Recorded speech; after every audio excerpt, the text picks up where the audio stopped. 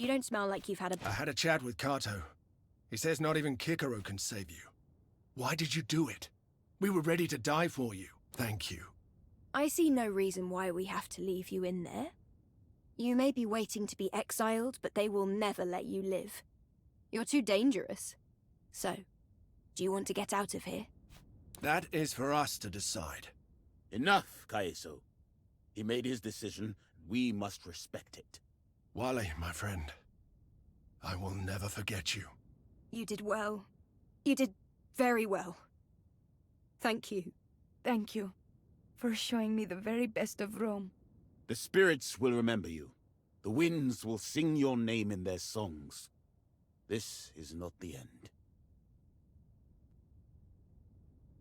The sacrifice of the savior of Rome has long since passed into legend.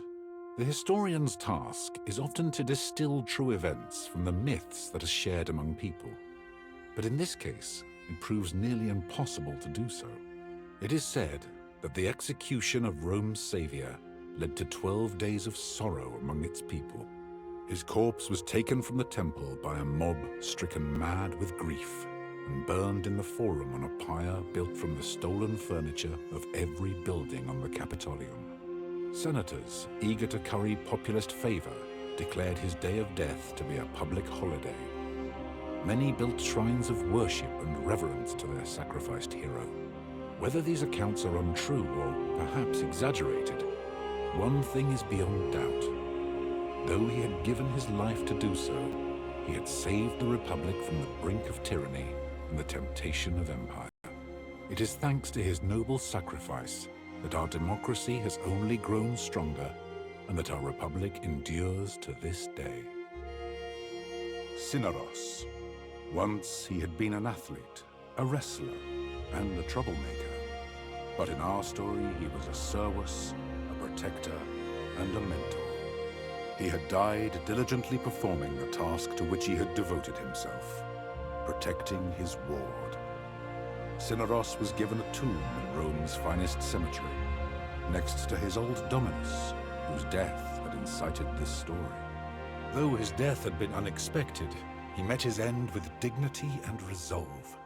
He had received forgiveness and, after a fashion, vindication for the mistakes of his youth.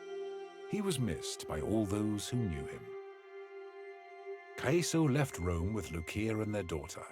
They traveled to Africa, as Caeso remembered the warm nights and the lush Nile Delta fondly. Here they found a place to settle and made a peaceful home for their family. Though their relationship was distant at first, their devotion to their child drew them together, and their affection for each other grew stronger through the years. To his surprise, Caeso took well to fatherhood, and soon he and Lucia had many more children. Devastated by the loss of her beloved, Callida left Rome in grief. She felt haunted by her past misdeeds, cursed to never find love and happiness again. She traveled north into Gallia, where she settled into a new life of hunting and forestry. In time, she did become happy there. She even found a new man to love, one who treated her well, who loved her for who she was, and who would never sacrifice what they had together for politics or ideals. After the death of his friend, Bestia returned to the arena once more, but he was no longer a gladiator. His new vocation was to teach Pancration, inspired by the example of his magister Cynaros. He applied himself to this new calling with every bit of the vigor and determination that had made him a champion before. As soon as things had quieted down, Bestia traveled to Africa once more to look for his sister. He did find her and bring her home, and she lived happily there for the rest of her life. With nothing left to keep her in Rome, Deianira returned to her homelands in Scythia, where she reconnected with her family. Far from condemning her for her sister's death as she had feared, they were all overjoyed to have at least one of their daughters back. In time, Deianira built a new family in Scythia and became a revered matriarch of her tribe. She never left them again. Vitellius Scaevola left Roman politics and moved to Upper Latium with his wife Liviana. where they raised their children together in peace. Cato remained an important figure in Roman politics. Grudgingly respected even by those among the population who desired change, he remained a defender of the patrician class, a shield against the pandering and opportunism of more populist voices. He himself was elected consul twice throughout his life, and his years in the position were generally favorably regarded. Cicero served one more year as consul before his retirement.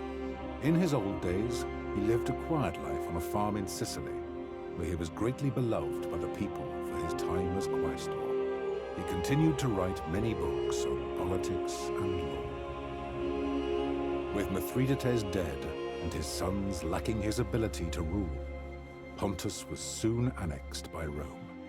The region never again rose to prominence.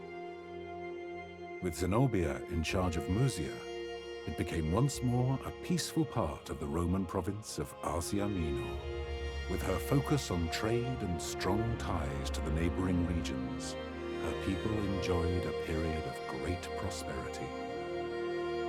Without the leadership of Damianos, the rebellion of his gladiators soon spiraled out of control, beginning what became known as the Servile War. Escaped slaves terrorized the Roman citizens throughout Thracia until the wealthy senator Crassus brutally defeated them and crucified thousands along the road towards Rome. With the death of the pharaoh Ptolemy and Queen Cleopatra, the Ptolemaic dynasty had fallen.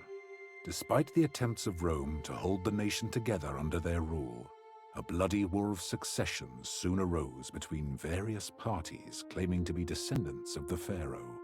Rome was forced to send its legions to Egypt once again to restore stability by crushing the enemies of the Republic and rule Egypt with an iron fist. With the death of Cleopatra and under the steady guidance of Lunya, Nazarmenes once more became a peaceful and prosperous part of Africa Proconsularis, firmly aligned with Rome. As the eldest and most respected elder of the Berber tribes, Lunya became a singular figure of leadership and respect in the region. She was said to be more than 100 years old when she died. After traveling all across Africa for many years, going wherever her instincts took her, Rhea eventually returned to Memphis and to the service of Tenea at the Temple of Ubasti. When her mentor passed away, Rhea naturally assumed the mantle as High Priestess of the Cat Goddess. Though the old faith was dwindling, she was greatly beloved by many, and her temple prospered, always home to many, many, many cats. With Diwytirchus once more assuming rulership of the Aedui, the tribe maintained a strong alliance with Rome, and through it, they greatly prospered. With the aid of the Aedui, Gallia slowly unified under Roman rule, and civilization soon began to creep into those lands in the form of paved roads, aqueducts, and fortified Roman towns. In his old age, did the Druid ever regret hastening the absorption and suppression of his own faith and culture? We will never know. The defeat and death of Vercingetorix had reduced the once mighty Awerni tribe to a myriad bickering chieftains.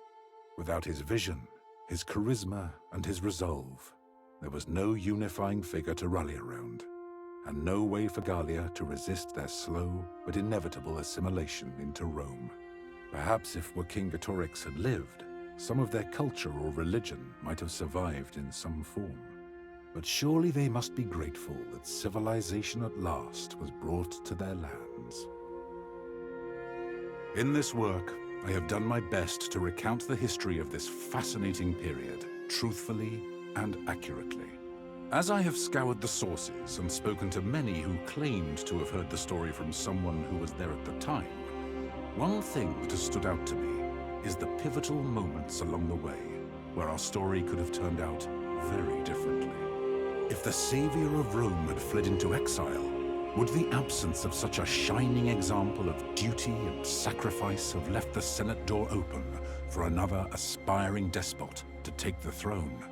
Or, if Vitellius Lurco had not been struck down on that stage, Would the death of an innocent hero of Rome have served as an equally strong example to the citizens and senators? Most intriguingly of all, if the Legion had crossed the Rubicon on that fateful day, might Rome now be no longer a republic, but an empire? One should always take care when second-guessing historical figures with the benefit of hindsight. Here in the present, there will never truly be a way for you to know how you might have acted if you had lived in the past. Nor can you ever be certain how history will remember you.